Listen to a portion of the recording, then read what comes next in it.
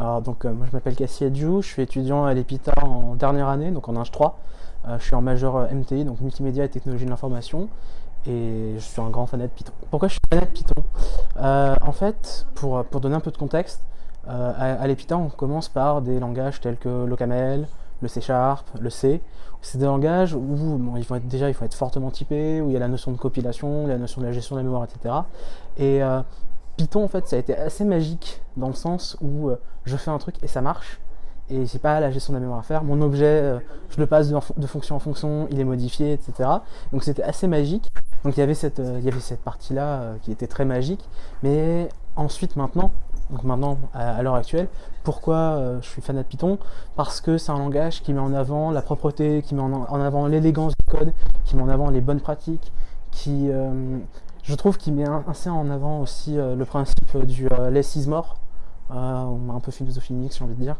Voilà. Et puis l'écosystème Python est magnifique, c'est un écosystème où on trouve de tout, un écosystème où on trouve de tout très bien, parfois très mal aussi, mais surtout où on trouve des trucs très bien.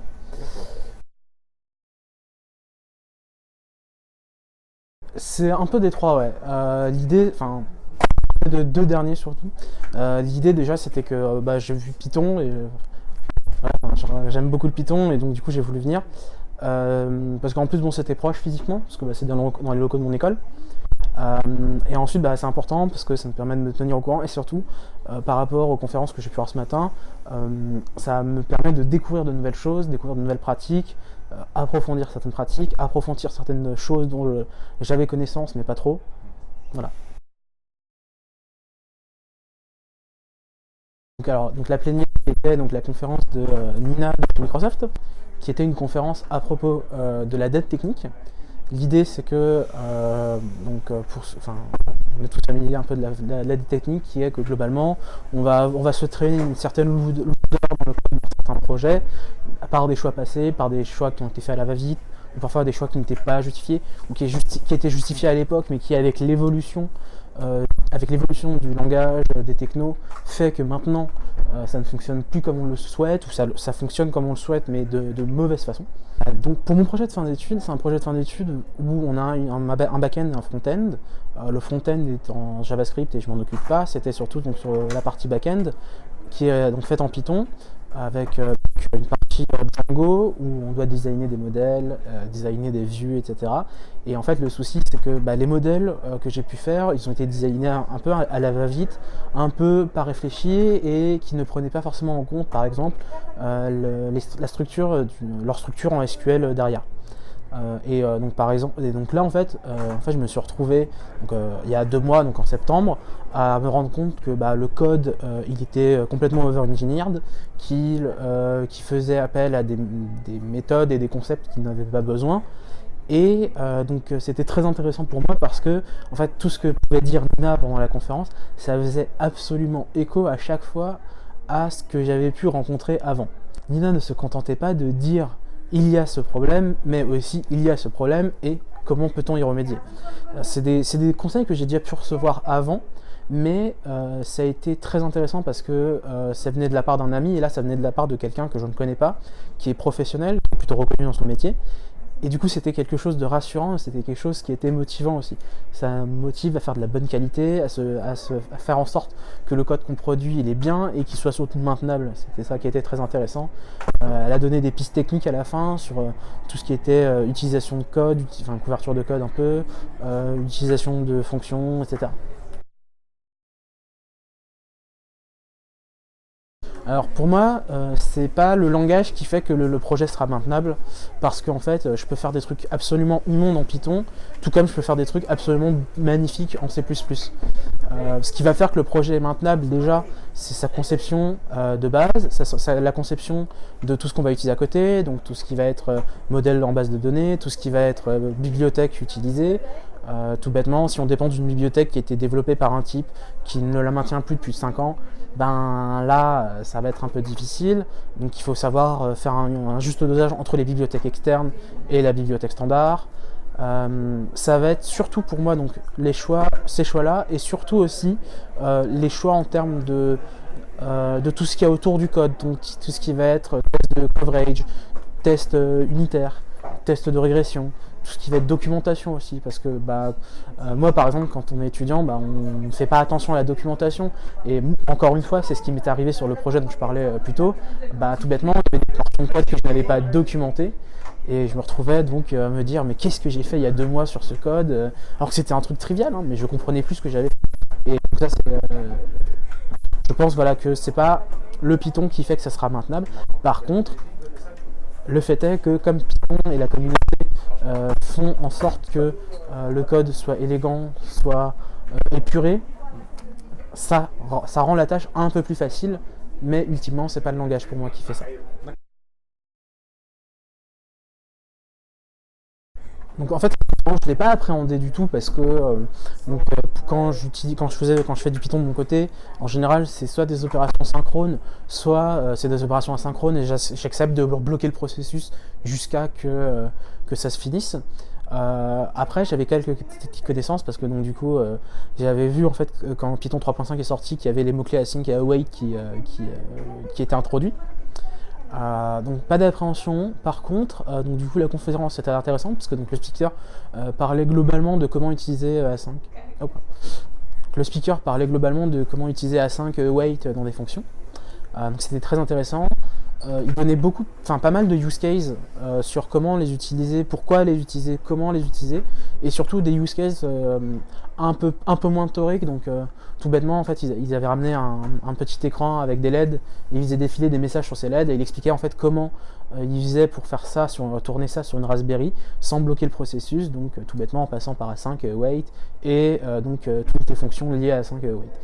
Et ensuite, donc, pour mes développements futurs, c'est carrément intéressant en fait, parce que je peux faire en sorte que j'ai des scripts qui soient potentiellement bloquants, mais plus tout simplement faire un point wait ou attendre pour voir si mes différents threads est fini. Parce qu'en fait, avant, ce qui se passait, c'est que si j'avais besoin de faire une opération threadée, je passais pas par du Python, je passais par du C++ avec la bibliothèque d'Intel, donc TBB, Threading Building Blocks, qui elle fournit pas mal de choses pour faire du threading. Et voilà. Et parce que je me rendais compte que mon script Python était vachement plus lent qu'en C++, juste parce que j'essaie de faire du multithreadé sur un processus monocœur. Merci le Gilles.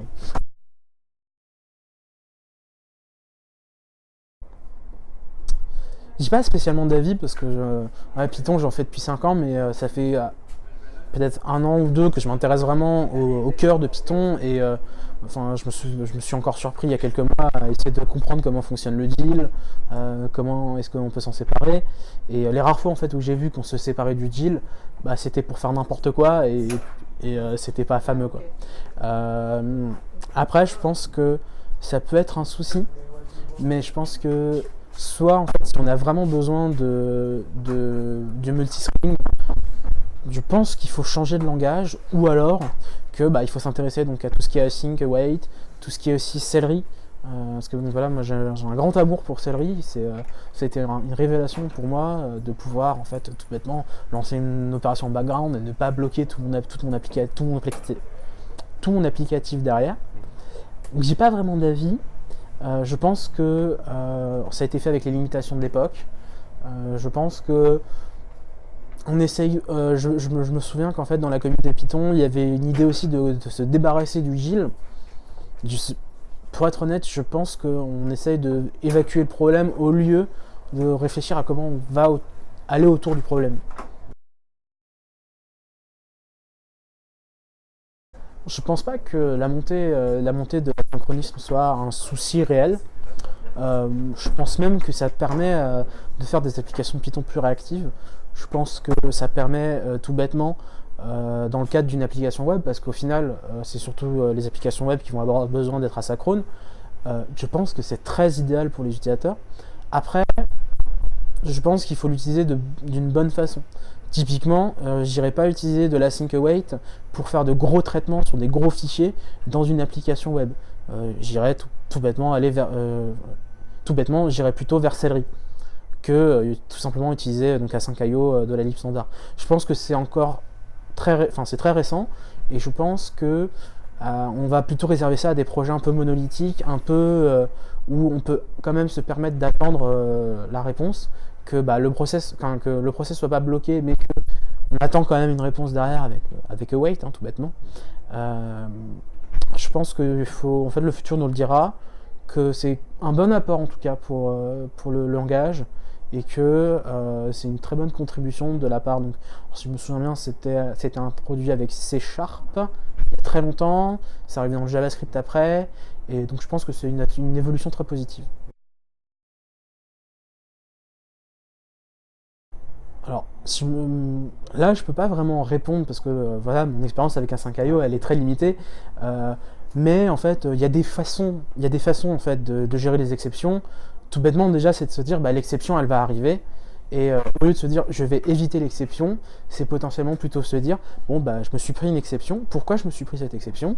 Et l'idée, donc pour moi, c'est pas de gérer l'exception, mais c'est plutôt de la laisser arriver et derrière de voir en fait de mettre des métriques, d'avoir des métriques, d'avoir des systèmes de log, on va dire l'équivalent d'un core dump pour du C ou du C++, et derrière tout bêtement de juste étudier ça, de faire en sorte que de faire évoluer notre application derrière, et que voilà, l'exception est arrivée, et une fois qu'elle est arrivée, on peut la contrer, mais je pense que essayer de la contrer dans le futur, enfin en regardant dans le futur, c'est pas quelque chose qui est un bon comportement, je pense.